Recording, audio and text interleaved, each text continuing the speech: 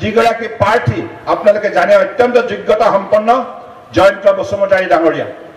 আমাৰ প্ৰাৰ্থী তেখেতৰ চিহ্ন হৈছে ট্ৰেক্টৰ।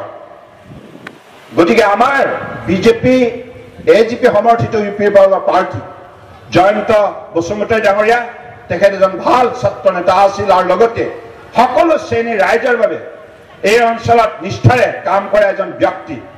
তেখেত যেতিয়া জয়যুক্ত হ'ব নিশ্চিতভাৱে মোদী ডাঙৰীয়া তৃতীয়টো কাৰ্যকালৰ বাবে প্ৰধানমন্ত্ৰী হ'ব।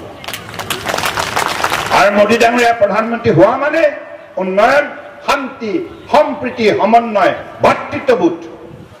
গতিকে পৰম শ্ৰদ্ধা ৰাইজ, মই আস্থা আৰু বিশ্বাসেৰে আপোনালোকক কওঁ যে আজি আমি বিজেপিত আছো বুলি এই কথাখিনি মই ক'ব বিচৰা নাই।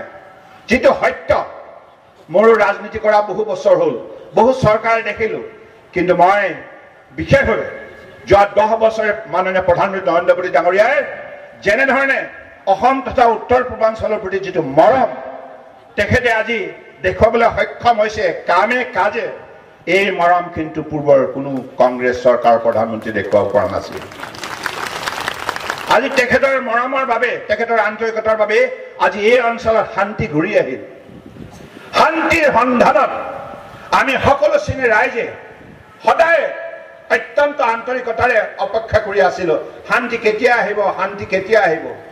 কিন্তু এই শান্তি সম্ভৱ কৰি তুলিলে পৰম শ্ৰদ্ধাৰ প্ৰধানমন্ত্ৰী নৰেন্দ্ৰ মোদী ডাঙৰীয়াই আৰু তেখেতৰ গৃহমন্ত্ৰী অমিত শ্বাহ ডাঙৰীয়াই তেখেতসকলে যৌথভাৱে ৰাজ্য চৰকাৰৰ সৈতে মিলি আপোনালোকক আস্থা আৰু বিশ্বাসত লৈ শান্তি সৃষ্টি কৰাৰ বাবে আজি এই অঞ্চলত শান্তি বিৰাজমান।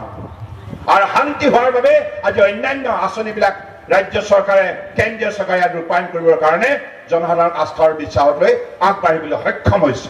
গতিকে আগন্তুক দিনত ৰাজ্য চৰকাৰৰ তৰফৰ পৰা ঘোষণা কৰা হৈছে যে উঠি অহা ডেকা ডেকাৰীসকলৰ বাবে, যুৱক যুৱতীসকলৰ বাবে 50,000 নতুনকৈ চাকৰি দিয়া হ'ব। এই চাকৰি অংশীদাৰ আপোনালোকৰ পুত্ৰ কন্যাও হ'ব। গতিকে সেইবাবে আপোনালোকে সকলোৱে সহায় কৰক। আমাৰ যিগৰাকী প্ৰাৰ্থী আপোনালোকে জানে অত্যন্ত যোগ্যতা সম্পন্ন জয়ন্ত বসুমতাৰী ডাঙৰীয়া। আমাৰ প্ৰাৰ্থী তেখেতৰ চিহ্ন হৈছে ট্ৰেক্টৰ। গতিকে আমাৰ বিজেপি এজিপি সমৰ্থিত ইউপিৰ পৰা প্ৰাৰ্থী জয়ন্ত বসুমতাৰী ডাঙৰীয়া তেখেত এজন ভাল ছাত্ৰ নেতা আছিল আৰু লগতে সকলো শ্ৰেণীৰ ৰাইজৰ বাবে এই অঞ্চলত নিষ্ঠাৰে কাম কৰা এজন ব্যক্তি। তেখেত যেতিয়া জয়যুক্ত হ'ব নিশ্চিতভাৱে মোদী ডাঙৰীয়া তৃতীয়টো কাৰ্যকালৰ বাবে প্ৰধানমন্ত্ৰী হ'ব। আৰু মোদী ডাঙৰীয়া প্ৰধানমন্ত্ৰী হোৱা মানে উন্নয়ন, শান্তি, সম্প্ৰীতি, সমন্বয়, ভাতৃত্ববোধ। গতিকে সেই দৃষ্টিভংগীৰে আজি তেখেতে দেশ পৰিচালনা কৰাৰ বাবে আজি সমগ্ৰ দেশতে সকলো অঞ্চলতে শান্তি বিৰাজমান। আৰু শান্তি য'ত থাকে তাতেই শক্তি থাকে, শান্তি য'ত থাকে তাতেই প্ৰগতি থাকে, শান্তি য'ত থাকে তাতেই সদ্ভাৱনা থাকে, শান্তি য'ত থাকে তাতেই আন্তৰিকতা থাকে। হয়নে নহয় ৰাইজ? হয়নে নহয়?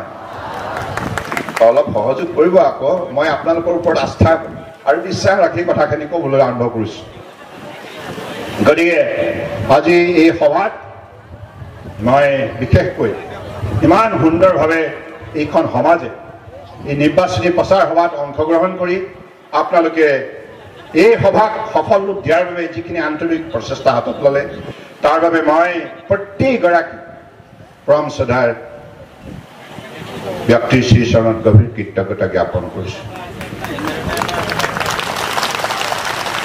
আজি এইখন সভাৰ এটা বিশেষত্ব হ'ল এইখন সভাত প্ৰায় 90% মহিলা আইৰ উপস্থিতি। য'ত মহিলা থাকে তাতেই মহাশক্তি থাকে। হয়নে নহয়? গতিকে মই এটি শ্লোগান দিম, পুৰুষসকলে বেয়া পাব নালাগে দেই, ময়ো পুৰুষে হয়, কিন্তু সঁচা কথাটো কৈছো। আজি আপোনালোকে চাওক 90% মহিলাৰ উপস্থিতি, আৰু মহিলাৰ উপস্থিতি হ'লে সকলোৰে আত্মবিশ্বাসো বৃদ্ধি হয় আৰু মনটো ভাল লাগি যায়। কিহৰ কাৰণে? কাৰণ ময়ো মোৰ আইজনীলৈ মনত পৰে আৰু সকলোৰে মাতৃসকলে পুত্ৰ কন্যাক অত্যন্ত মৰম চেনেহ আন্তৰিকতাৰে তুলি তালি ডাঙৰ দীঘল কৰাৰ বাবে আজি আমি এনেধৰণে এটি পৰিচয় বুটলিবলৈ সক্ষম হৈছোঁ। এনেধৰণে জীৱনৰ বাটত খোজ কাঢ়িবলৈ সক্ষম হৈছোঁ, শক্তি পাইছোঁ। জীৱনটো গঢ় দিয়াৰ বাবে মনোবল পাইছো গতিকে মাতৃৰ মহানতা কোনোৱে অস্বীকাৰ কৰিব নোৱাৰে আৰু আমাৰ সকলোৱে মনত আছে যে আমাৰ পূৰ্বপুৰুষে কৈ গৈছে যিখন দেশত নাৰীৰ পূজা হয় সেইখন দেশেই মহান আৰু আজি আমি সকলোৱে এই পৃথিৱীক কি বুলি সম্বোধন কৰোঁ ভূপেন দাই গীতেৰে কৈ গৈছে ধৰিত্ৰী আই হয়নে